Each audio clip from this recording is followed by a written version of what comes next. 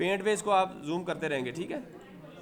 तो ये हमारा ब्रेकडाउन आ गया। इसी तरह आप देखें ये बैक पे देखें, ये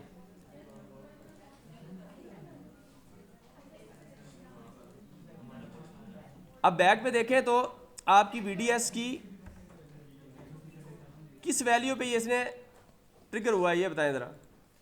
देखिए शुरू में आप 0 से स्टार्ट हो गया था, लेकिन उसके बाद जाके सैचुरेशन कहाँ हुई है, सैचुरेशन आप दिखाएंगे जूम करके, ये देखें किस पॉइंट पे हुई है, तकरीबन 10 पे जाके सैचुरेशन होगी। तो ये आप सैचुरेशन दिखा देंगे कि यहाँ से लेके आगे सैचुरेशन है और वहाँ ब्रेकडाउन है, ये डिफरेंट आप इसको जूम करके दिखा देंगे, ठीक। ये हो गया। अब आगे चले नेक्स्ट, अगला ओपन करें ये करैक्टरिस्टिक 1 में, करैक्टरिस्टिक 1 में जाए। अब DC स्वीप में जाएँ, करैक्टरिस्टिक 1 ये, अच्छा DC स्वीप में जाएँ। अब हमने ये किया है इसके अंदर, इसमें कोई चेंजिंग नहीं की, बहुत सेम रखा है। नीचे हमने सोर्स 2 भी यूज़ कर लिया, सोर्स 2 में जाएँ, ये देखें। अब VGS हमने क्या किया है कि VGS हम ये चाह रहे हैं कि एक ही ग्राफ में हम डिफरेंट VGS की वैल्यूज़ पे ये ग्राफ देखें, यानी VGS हमने 4.5 to 6 रखा है। ये 4.5 to 6 क्यों रखा है, चलें ये बताएं, ये वो बताएगा जिसने पहले आंसर नहीं दिया। नहीं, ये क्यों रखा है 4.5 से 6 क्यों रखा है मैंने, 2 से 6 क्यों नहीं रखा, या 2 से 8 क्यों नहीं रखा, या मिस्टर क्या दिया होता डेटा शीट में यार आपका हो गया, इनका जिनका काटा लगा देने का गलत हो गया दोनों। जी वेरी गुड, ये 4 दिया हुआ था। तो हमने प्रैक्टिकली जब पहले सर्किट में देखा, इसका टिक लगा दें इनका, पहले सर्किट में देखा 4.3 पे ट्रिगर हो रहा था, तो मैंने 4.3 नहीं लिया, 4.5 लिया है ताकि वैल्यू तो कुछ आए ना। तो 4.5 से 6 लिया है और दरमियान में मैंने इंक्रीमेंट 0.5 का लिया है। इसका मतलब है 4.5 पे एक वैल्यू आएगी, यानी VGS की 4.5 पे वो ड्रा करेगा ID वर्सेस VDS। अच्छा फिर 5 पे करेगा, VGS की वैल्यू 5 पे दोबारा ड्रा करेगा ये कर्व, फिर VGS कौन सी आएगी, कोई बताए कौन सी आएगी इसके बाद, VGS 5 के बाद अगली वैल्यू कौन सी आएगी, VGS 5.5। हाथ में लगाना करें, कौन बताना चाह रहे हैं, बताए 6 सेकंड का टिक कर दें, अब बल्कि गलत हो गया, इनका क्रॉस कर दें। 5 आएगी नहीं यार, 5 और 5.5 आएगी, 0.5 का इंक्रीमेंट है ना, गलत हो गया। चलें ठीक है, 4.5 से 6। अब इसको रन करें ज़रा, रन करें तो ये देखिए आपके डिफरेंट वैल्यूज़ पे, वही जो गूगल पे आपने देखी थी डिफरेंट वैल्यूज़ पे, वो आपने देख ली। इसको आप लिख दीजिएगा, नीचे आप देखें तो VGS पे ID वर्सेस वो आपकी VGS पे, आप इस कर्व को क्लिक करें, किसी भी एक कर्व को, इसको बड़ा कर लें, इस पर क्लिक करें, आप नीचे देखेंगे नीचे वो रेड एरो आ जाएगा, नीचे रेड एरो, ये देखें नीचे रेड एरो, इसका मतलब ये कर्व जो है ना ये VGS 6 पे है। और इसी तरह इसे नीचे वाली देखें, आखिरी वाली नीचे वाली, अब इसमें देखें ये VGS 4.5 पे। तो इस तरह हमने आउटपुट करैक्टरिस्टिक देख लिया। अब इसमें अंदर और भी बहुत कुछ हो सकता है, आप प्रैक्टिस करते हैं, ठीक है, वोल्टेज चेंज करते हैं VGS की, लेकिन वो हम नहीं कर रहे, ठीक है। चलें आगे चलें नेक्स्ट।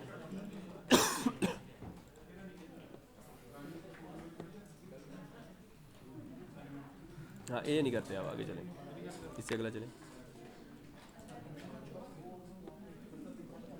अच्छा अब हम इनपुट करैक्टरिस्टिक देखना चाह रहे हैं, ट्रांसफर करैक्टरिस्टिक, ठीक है।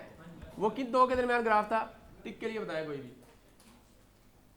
Input characteristics VGS and ID, इनका टिक कर दें, तो VGS एंड ID ये इनपुट करैक्टरिस्टिक थी, और इसका दूसरा नाम भी मैंने आपको बताया, वो टिक के लिए बताया कोई, ट्रांसफर करैक्टरिस्टिक, इनका टिक कर दें भाई, काटा लग जाएगा, काटा लगा देना इन्होंने, इनका तो पहली दफा पहले ग्राफ बताया था ना, नहीं इन्होंने नहीं बताया, इन्होंने कुछ नहीं। चले अच्छा चले आगे चलें। अच्छा अब आप देखें इसके अंदर वही सर्किट है सेम, आप इसकी DC स्वीप में जाएं और अब आप देखें आपने चेंज कर दिया, ऊपर VGS लिख दिया है। इसका मतलब ग्राफ क्या बनेगा, आउटपुट में देखें ID है और ऊपर VGS है, तो ग्राफ बनेगा ID वर्सेस VGS, यानी VGS x एक्सिस पे होगा और हाँ VGS वर्सेस ID, यानी x एक्सिस पहले कह लें आप, VGS वर्सेस ID। लेकिन एक ग्राफ बनेगा आपका VDS की 10 वैल्यू पे, 10 से 70 रखा है मैंने और 10 का इंक्रीमेंट रखा है। अब आप में से टिक के लिए मुझे बताएं कि VDS की कितनी वैल्यूज आएगी, टिक के लिए बताएं आप, आज पहले खड़ा करें, कौन बता रहा है कितनी आएगी, 4। ये दोनों गलत हो गए, क्या गलत हो गए, अच्छा हाँ बताएं आपका हो गया पहले, किसी और का 8 आएगी, कैसे आएंगी यासीन, एक 10 पे आएगी, 10 20 30 40 50 60 70 7 आएंगी यार यासीन, ये यासीन का टिक कर देंगे, ठीक है करीब है, लेकिन ये 7 आएंगी यार, कौन करना। 10 20 30 40 50 60 7 है। चलिए रन करें, इसको रन करें, इसको ऑटो जूम करें, तो आप देखें ये कर्व्स आएगी इस तरह की। आपने देखा कि ये क्या, ये कौन सी वैल्यू है जहाँ से इसने ये देखें ये वाला पॉइंट जो है, ये कौन सा पॉइंट है ये बताएं आप, ये टिक के लिए बताएं, टिक के लिए ये क्या चीज़ है, ये क्या चीज़ है, ये टेक्निकली क्या चीज़ है, आपका पहले हो गया ना करें इस तरह, आप बताएं क्या चीज़ है, ब्रेक डाउन। ये वैल्यू को क्या कहते हैं, इस वैल्यू को, नहीं इनका गलत हो गया, हाँ ये किसने कहा है, हाँ ये उनका लगाया, उनका टिक करें, थ्रेशोल्ड वैल्यू है ये। तो आपने देखा कि ये 4.2 थ्रेशोल्ड वैल्यू है, हमने वो वहाँ भी देखा था, अब कर्व में देख लिया कि 4 इसकी एक्चुअल डेटा शीट में लिखी थी, लेकिन हमने 4.2 पे ये थ्रेशोल्ड है, ठीक है, VGS, ये VGS की वैल्यू है, थ्रेशोल्ड जो है 4.2 पे जो है ना ये वो हो रहा है। अच्छा चलिए आगे चलें VDS। अच्छा उसके बाद देखें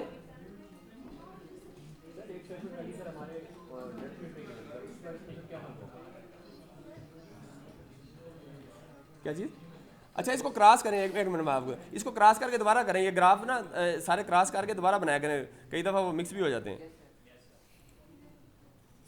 अब देखें आप ये एक्स एक्स में VGS ही आ रहा है ना, हाँ ये VGS आना चाहिए, VGS ही आ रहा है ना, हाँ ठीक है VGS 4, हाँ जी आप बताएं, अब आप क्या कहना चाहते हैं, जी जी जी जी बस 4.3 आ रही है, बस फ़र्क है। अब डेटा शीट में उन्होंने दी हुई है वैल्यू कि इस डायोड की है, लेकिन हमने प्रैक्टिकली चेक की, प्रैक्टिकल मतलब हजे अभी सिमुलेशन में दी है। अब यही हम तीसरा स्टेप था कि हम प्रैक्टिकली चेक करते हैं उसी डायोड की, मॉसफेट की, हो सकता है वो 4.4 पर ट्रिगर होता है, तो फिर हमें पता चल गया, यही तो हम एनालिसिस कर रहे हैं। अब हम इसको मॉसफेट को आगे सर्किट्स में यूज़ करना है, उससे पहले हम उसका एनालिसिस कर रहे हैं ना, तो एनालिसिस में हम उसकी पहचान ही कर रहे हैं ना, उसकी आइडेंटिटी, उसकी करैक्टरिस्टिक देख रहे हैं कि ये करैक्टरिस्टिक थी ना, देखने का क्या मतलब है कि इसको हम यूज़ करें तो 4.3 पे एप्लीकेशन में हमारे ट्रिगर होगा, हमें पता चल गया, अब आप रेलिवेंट एप्लीकेशन में इसको यूज़ करेंगे, समझ रहे, तो ये इसका है। अच्छा चलिए आगे चलें, इसमें देखिए VDS की डिफरेंट वैल्यूज़ है। अगर इस किसी पे क्लिक करें, नीचे वाली पे क्लिक करें, नीचे वाली पे इसको जूम कर लें, ऐसे जूम कर लें, ये देखें इसमें नीचे वाले पे क्लिक करें तो नीचे एरो में देखें तो VDS 10 वोल्ट है, ठीक है, ये वो रेड एरो बता रहा है। इसका मतलब जैसे जैसे आप वोल्टेज बढ़ा रहे हैं तो कर्व ऊपर जा रही है, ऐसी है ना, उसका करंट बढ़ रहा है असल में, समझ रहे। तो इस तरह की करैक्टरिस्टिक आप लेके इसको आप वो करेंगे, ग्राफ में बनाएंगे, ठीक है, ये भी हो गया हमारा काम। तो हमने इनपुट और आउटपुट करैक्टरिस्टिक देख लिया हमने, ऐसे ही है ना, ये काम हो गया। अच्छा अब हम इसी के अंदर हम ये देखना चाह रहे हैं, इसी ग्राफ के अंदर जो इससे पिछला ग्राफ बनाया था जिसमें ID आउटपुट करैक्टरिस्टिक निकाली थी, उसको रन करें, ज़रा रन करें, ये वाली रन कर देना उसको, हाँ उससे पिछला ही था ना एक, उसको रन करें,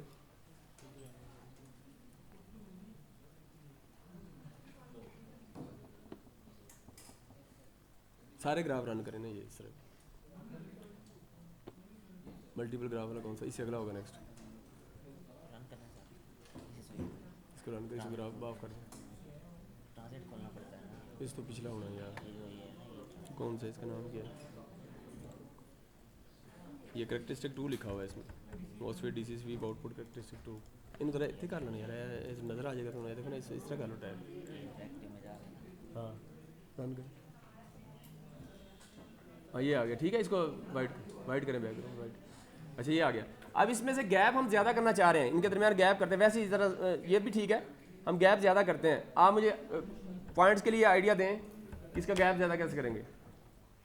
ये गैप कर्व में एक कर्व नीचे आए, फिर थोड़ा सा गैप हो, फिर ज़्यादा है, तो खुली गैप हो, गूगल पे देखिए ना जरा, क्या करेंगे, क्या करेंगे,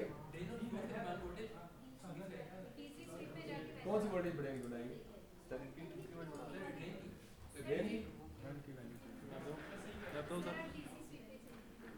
मैं बताऊं, हाँ सर वो जो पॉइंट है वो गैप रखा हुआ है ना, उसको बंद करें, करें ज़रा।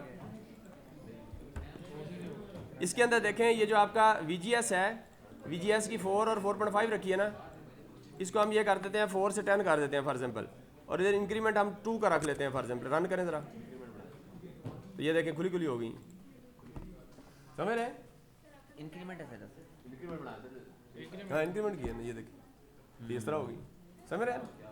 अच्छा अब मुझे ये बताएं कि इसके अंदर हम जी रिपीट करें, गैप बढ़ाया हमने, यहाँ से DC पे गए, यहाँ से इंक्रीमेंट चेंज कर दिया, या 4 से 4.5 था, 4 से 10 कर दिया, इंक्रीमेंट 2 कर दिया। अच्छा अब आप देखें इसका सेफ ऑपरेटिंग एरिया निकालना है हमने, कैसे निकालेंगे? अब आप मुझे बताएं फॉर एग्जांपल मुझे ये बताएं कि 20 वोल्ट पे आपको उसको देखा था ना इसके अंदर करेक्ट, ये जो इसकी डाटा शीट थी इसके अंदर लॉस कितना था? इधर लॉस था, पावर लॉस इधर कहीं था आपका, ये पावर डिसिपेशन 330 वाट।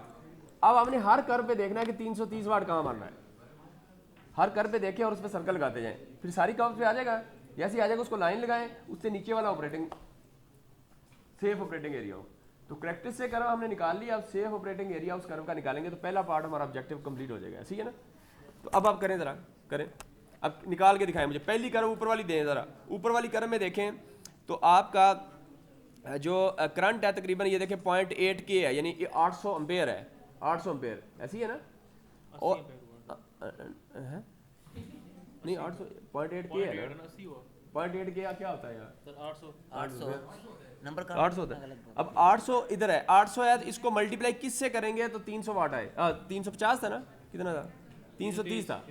तो किधर आएगा ज़रा बताएं, वोल्टेज क्या आएगी आप बताएं ज़रा, क्वेश्चन है ये, टिक के लिए क्वेश्चन है, बताएं सर।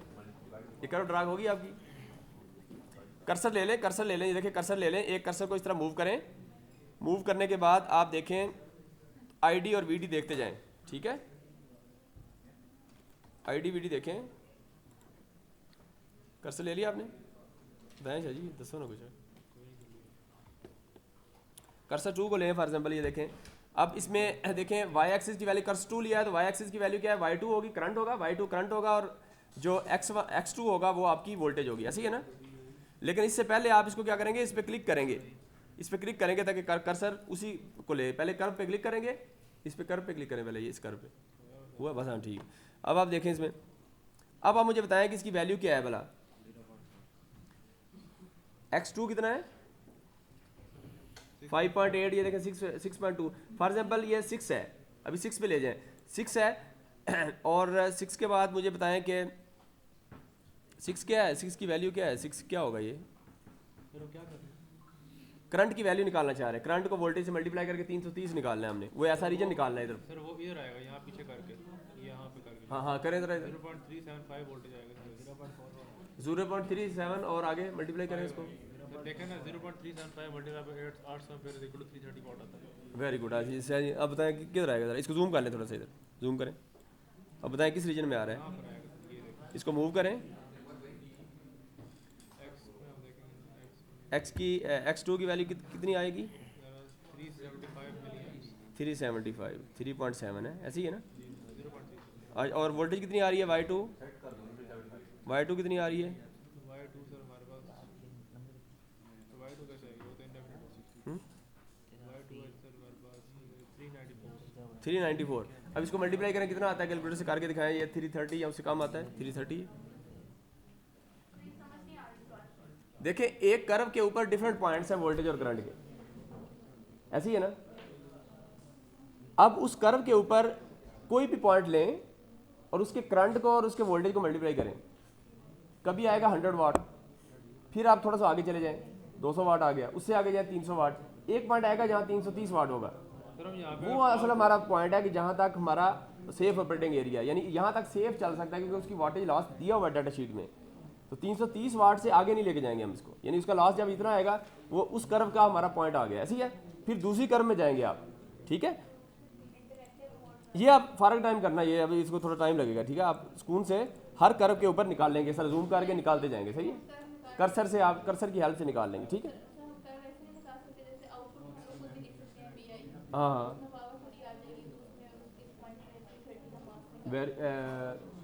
किस तरह लेकिन ये पावर तो हम सिर्फ 330 वाली निकाल रहे हैं, उसमें तो सारी पावर्स आएंगी। आप करके देख लेना, वैसे हो सकता है आज आइडिया अच्छा है आपका, मैंने नहीं किया, आप करके देखना, हो सकता है आ जाए।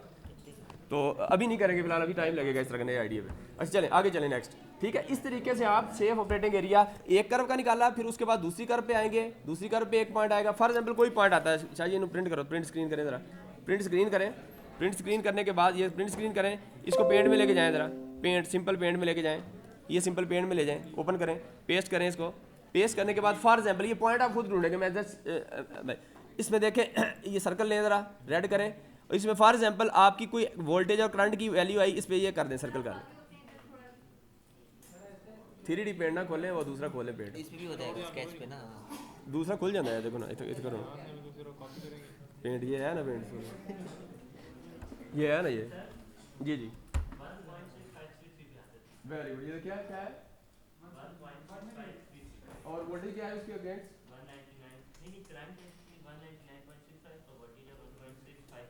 1 इसको मल्टीप्लाई करेंगे तो क्या आ रहा है? 320। ये वो पॉइंट है जो आपने ढूंढना है, समझ रहे? इनका पॉइंट लिख देंगे जरा।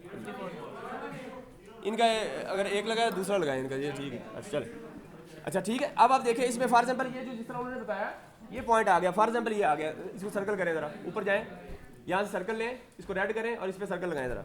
फॉर एग्जांपल ये आया, ये गलत है मेरा, लेकिन कोई भी इस तरह आ गया, ठीक है। अच्छा इसी तरह दूसरी कर्व का निकालें, ये दूसरी कर्व का फॉर एग्जांपल आपका यहाँ आया, ये ठीक है, और इसका निकालें ज़रा, इसका फॉर एग्जांपल ये आया, इंडिकेशन इसका नीचे वाले का निकालें, फॉर एग्जांपल ये आया, ठीक है। अब इनको लाइन से मिला दें, इसको एक लाइन लें और इसको लाइन से इस तरह मिला दें ये और इसके ऊपर लिख दें कि इससे नीचे नीचे सेफ ऑपरेटिंग एरिया, यानी इधर आप लिख देंगे, टैक्स लें इधर से, टैक्स पे इधर लिखें SOA, ये सेफ ऑपरेटिंग एरिया भाई, ये आपका आ गया, समझ रहे हैं? तो पहली करेक्टरिस्टिक आपने ये मैंने तो ऐसे पैड़ा सा बनाया, आपने खूबसूरत बनाना है, ठीक है। तो इस तरीके से आप बना लेंगे, ठीक है। तो ये आपका सेफ ऑपरेटिंग एरिया, इस रीजन में आप ऑपरेट करेंगे तो ये 330 वाट मैक्सिमम लॉस होगा और आपका जो मॉस्फेट है बड़ा अच्छा काम करेगा, ठीक है, वर्किंग रीजन में। आगे चलें, बस इसको स्टॉप करें, अब आगे चलें ज़रा। अब पहला ऑब्जेक्टिव हमारा कवर हो गया, जिसमें इनपुट करेक्टरिस्टिक निकाल ली हमने, आउटपुट करेक्टरिस्टिक निकाल ली और उसका सेफ ऑपरेटिंग एरिया कैसे निकालना है ये कर लिया। अब दूसरी करेक्टरिस्टिक क्या है, उसके लिए ट्रांजिएंट में जाए नीचे, ये देखें लैब टू ट्रांजिएंट, इसके ऊपर क्लिक करें ज़रा, बस ये आखिरी है और हमारा टाइम खत्म हो जाएगा, ठीक है। ये देखें बस अभी एंड है, ये आखिरी है। ये सर्किट बनाना है आपने, ट्रांजिएंट में बनाए ज़रा ये सर्किट बनाए ज़रा, ये सर्किट बनाए और ये बस इसका रिजल्ट लेंगे और खत्म है, बस यही है। अब करें ज़रा, 5 मिनट लगेंगे और जल्दी कर बनाए। अब इसके अंदर देखें, सारी चुप करो, 5 मिनट और कर लो नहीं। अब आप देखें इसके अंदर मॉस्फेट वही है, आपने यहाँ लोड पहले शुरू में बल्ब लगाया था, उसकी जगह हमने रजिस्टर ले लिया है 5 ओम का, ये बनाएगा।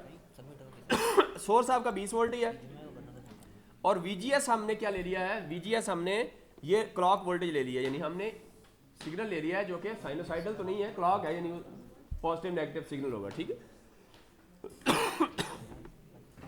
ठीक है। अब आप देखें इसके बीच में हमने रजिस्टर लगाया, ये 10 ओम का रजिस्टर लगाया। ये रजिस्टर हमने क्यों लगाया, हम करंट को लिमिट करते हैं रजिस्टर से, सिंपल, ठीक है। अच्छा जब हम इसको वोल्टेज देते हैं ना, यानी ये जो आप इसका डबल क्लिक करें, इस पर डबल क्लिक करें, इसकी वैल्यू देखें कितनी है, ये 50 किलोहर्ट्ज़ का सिग्नल है ये, ठीक है। अब ये 50 किलोहर्ट्ज़ का सिग्नल, इस पर डबल क्लिक करें और रिप्लेस में जाए, ये कहाँ से आया ये भी बता दूं आपको। ये देखें सोर्सेज में सिग्नल वोल्टेज में क्लॉक वोल्टेज लिखा हुआ है, ठीक है, ये आप लगा लें। बाकी चीज़ें सेम है, बाकी तो आपको पता है सारी, सिर्फ इसका मसला था ये मैंने आपको बता दिया, बाकी चीज़ें सब मिल। अच्छा अब आप देखें जैसे ही आप गेट को वोल्टेज देते हैं, यहाँ से जब पॉजिटिव सिग्नल आता है तो पॉजिटिव सिग्नल से इसके अंदर गेट और सोर्स के दरमियान असल में एक कैपेसिटर बनता है, just it acts like a capacitor, it charge, ठीक है। तो जब आप पॉजिटिव वोल्टेज देते हैं ये चार्ज करता है। अब आपको पता है कि कैपेसिटर बड़ा होगा तो चार्जिंग करंट भी ज़्यादा चाहिए, तो अगर कैपेसिटर यहाँ बड़ा हो, यानी मॉस्फेट ऐसा हो कि जिसका VGS जो है उसको ज़्यादा वोल्टेज रिक्वायर है चार्ज होने के लिए, वहाँ हम इस रेजिस्टेंस को कम कर देंगे, 1 ओम कर देंगे, ताकि जल्दी चार्ज हो जाए, ज़्यादा करंट फ्लो हो, समझ रहे। अभी हमने आइडियली मैक्सिमम रेजिस्टेंस रखी है, यानी कम से कम करंट दे रहे हैं उसको चार्ज होने में, समझ रहे। अच्छा इसी तरह ऊपर देखें, पॉजिटिव साइकिल में चार्ज होगा, जब नेगेटिव साइकिल आएगा तो वही चार्ज डिस्चार्ज होगा कैपेसिटर। जैसे ही कैपेसिटर डिस्चार्ज होगा उसके लिए हमने फास्ट स्विचिंग डायोड लगाया है, ये वही डायोड है जो पिछले वीक में हमने देखा, ठीक है। तो इसके अंदर 1N4148 है, क्या हाँ VGS का क्या, ये एक ये दिखाओ ना यार जी, ये सोर्स में आप देखें तो ये सोर्स में कौन सा है, डबल क्लिक करें, रिप्लेस में जाएं और ये देखें सिग्नल वोल्टेज है सोर्स में और उसमें क्लॉक वोल्टेज लिखा हुआ है इसमें, और इस पर डबल क्लिक करें। अब देखें इस क्लॉक वोल्टेज में भी आपने डिफरेंट वैल्यूज चेंज करनी है, समझ रहे। मैंने 50 किलो रखी है, आप इसको डिफरेंट फ्रीक्वेंसी पे चेंज करके देखेंगे, और इसमें ड्यूटी साइकिल मैंने 50 रखा है। ड्यूटी साइकिल का क्या मतलब है, कोई बताएगा पॉइंट के लिए? नहीं जिसका नहीं हुआ, ड्यूटी साइकिल 50 रखा है, इसका क्या मतलब है? क्या क्या कह रहे? ऊंचा बोले यार, चुप करो यार, एक को सुनने दो। नहीं लगा हुआ। वेरी गुड, इसका टिक कर दें इनका। अच्छा अब देखें, अब मैं अगला क्वेश्चन करता हूँ। इसको मैं रखता हूँ 60, ड्यूटी साइज 60। जो बताएगा मेरे हाथ में लगेगा।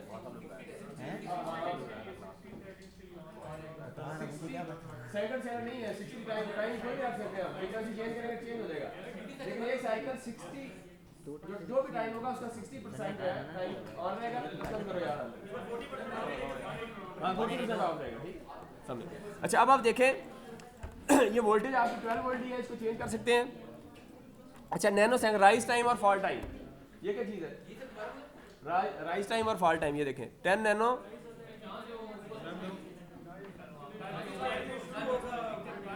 ये राइज करने में टाइम लेगा। अब मैं ये टाइम आपको दिखाता हूँ, इसको रन करें जरा, रन करें जरा। रन करने के बाद बाकी सारे ऑफ कर दें।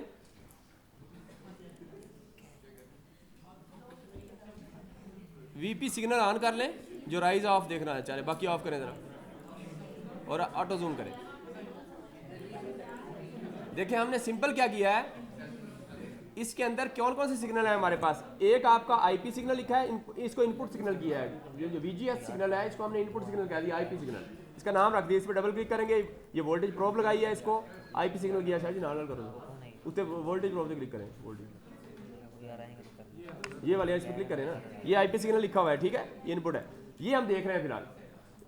अब कर्व में जाएं, इस कर्व को जूम करें जरा, इसके राइज सिग्नल को जूम करें, ये जूम करें जरा, राइज को थोड़ा और जूम करें, इस तरह ये जूम करें। इसका टाइम बताएं, कर्सर से मुझे टाइम बताइए। देखिए 20.00 माइक्रो और 20.01 माइक्रो, डिफरेंस कितना आया? कितना है? कितना है ये बताएं, कोई बताए किस के लिए? 1 है सर, 1 नैनो बनता है 0.02 क्या 0.02 नहीं समझे जो मैंने राइज टाइम फॉल टाइम बताया था आपको, उसका फायदा हुआ? कितना था राइज टाइम? 0.02 किस तरह राइज टाइम कितना था? 1 यूनिट है भैया। देखें इधर इस पे शायद डबल क्लिक करें। 0.00 ये देखें जो 10 नैनो सेकंड है, ये राइज टाइम है 10 नैनो सेकंड, ये आपको नजर आएगा यहाँ। इसको जब जूम किया तो आप देखें इनके दरमियान डिफरेंस कितना आ रहा है एक्स एक्सिस पे, ये 10 नैनो होगा। क्या 20.01 माइक्रो है, इसको माइनस 20.01 क्या आएगा 0.01 माइक्रो, इसको नैनो में करेंगे तो 1000 से मल्टीप्लाई करेंगे तो 10 नैनो ही आएगा ना यार, समझ रहे? तो ये राइस है। इसी तरह आपका फॉल भी सेम होगा। अगर मैं फॉल यहाँ से चेंज कर दूँ, यहाँ से डबल क्लिक करके फॉल में चेंज करूँगा तो फॉल डिफरेंट होगा, अभी हमने सेम रखा हुआ है, समझ रहे? समझ आई इसकी? अच्छा अब आप देखें, अब हम अगली कर्व देखते हैं। अब अगली कर्व में देखें इसका इसकी वीजीएस देखें ज़रा, वीजीएस देखें ज़रा, वीजीएस और ये इनपुट सिग्नल ऑन करें। अब आप देखें, इसको जूम करें, यहाँ थोड़ी सी जगह पे जूम करें, ये देखें तो वीजीएस मैंने आपको बताया था it acts like a capacitor, तो ये चार्ज होने में टाइम लेता है, ये देखिए ये चार्ज होने में टाइम ले रहा है। अब ये टाइम कम ज़्यादा होगा किस पे? वो जो आपने 10 ओम की रेजिस्टेंस लगाई है उसको चेंज करके देखना, तो ये आपका टाइम कम ज़्यादा होता रहेगा, ठीक है। ये आ गया, ये भी हो गया। उसके बाद आगे चले नेक्स्ट में देखें। अब आप अगली कर्व ऑन करें वीडीएस और ऑटो जूम करें वीडीएस। अब आप देखें वीडीएस जैसे ये पॉजिटिव सिग्नल आपने दिया तो वो वीडीएस आपका वीडीएस की वोल्टेज मैक्सिमम है, समझ रहे? और उसके बाद दोबारा वापस आते हुए ये देखें वीडीएस ने 0 होते हुए टाइम लिया, ये देखें ये जो टाइम लेते हैं इसको कहते हैं ये स्विचिंग टाइम। यानी वीडीएस को आइडियली 40 माइक्रो पे ऑफ हो जाना चाहिए था, ऐसी है ना, लेकिन 40 पे नहीं हुआ, ये थोड़ा सा टाइम लिया इसने। ये जो टाइम लिया है ये स्विचिंग टाइम है, इसको कहते हैं। इस स्विचिंग टाइम की वजह से जो लॉस होता है इसको कहते हैं स्विचिंग लॉस। तो अभी हमारा दूसरा ऑब्जेक्टिव क्या है, हम लॉसेज निकालना चाह रहे हैं जिसमें कंडक्शन लॉसेज है और स्विचिंग लॉसेज है। उसमें एक लॉसेज मैंने बता दिया कि स्विचिंग लॉसेज क्या है, कि जब स्विचिंग होती है। अब आप मुझे बताएं, अगर मैं फ्रीक्वेंसी 50 किलो की बजाय 500 किलो कर दूं तो स्विचिंग लॉसेज बढ़ेंगे कम होंगे? पहले ये बताएं क्यों बढ़ेंगे, इस वजह क्या है? स्विचिंग ज़्यादा होगी, स्विचिंग ज़्यादा हो गया तो स्विचिंग लॉसेस बढ़ेंगे, समझ रहे हैं? तो फ्रीक्वेंसी से उसका डायरेक्ट लिंक है। अब आप देखें, अब पावर लॉस पे क्लिक करें और लॉसेस दिखाएं इनको, स्विचिंग लॉस इस पे क्लिक करें और ऑटो जूम करें। अब आप देखें जहां जहां स्विचिंग हो रही है पावर की स्पाइक नजर आ रही है। ये जो पावर लॉस है ये आपका, इसको जरा जूम करें तो ये तकरीबन 90 वाट तक, 90 वाट तकरीबन 90 वाट। टाइम थोड़ा है, एवरेज पावर लॉस कम आएगा स्विचिंग का, लेकिन स्पाइक्स देखें 90 वाट तक गई हुई हैं, ऐसी है ना, ये तकरीबन 90 या 95 95 तक। तो इस तरह आप देखें डिफरेंट स्पाइक्स आ रही हैं, तो ये स्विचिंग लॉसेज है, समझ रहे हैं? क्या कह रहे हैं? स्विचिंग लॉसेज कह लें, स्विचिंग लॉसेज की वजह से जो पावर लॉस है वो पावर है, आप ये कह लें power loss due to switching, ऐसे कह लें, ठीक? ज़्यादा है, देखें स्पाइक आ रही है ना, स्विचिंग जितनी ज़्यादा होगी। अब ये स्विचिंग आप 50 हर्ट्ज, अब 50 हर्ट्ज की जगह इसको चेंज करें जरा। अच्छा चेंज बाद में करते हैं, मैं फ्रीक्वेंसी चेंज करके ना इंटरेक्टिव मोड में भी आपको दिखाता हूँ, ठीक है? बल्कि शायद इसको इसी तरह ऑन करें, अभी इनको समझ आ रही है, इसके क्लिक करें ज़रा।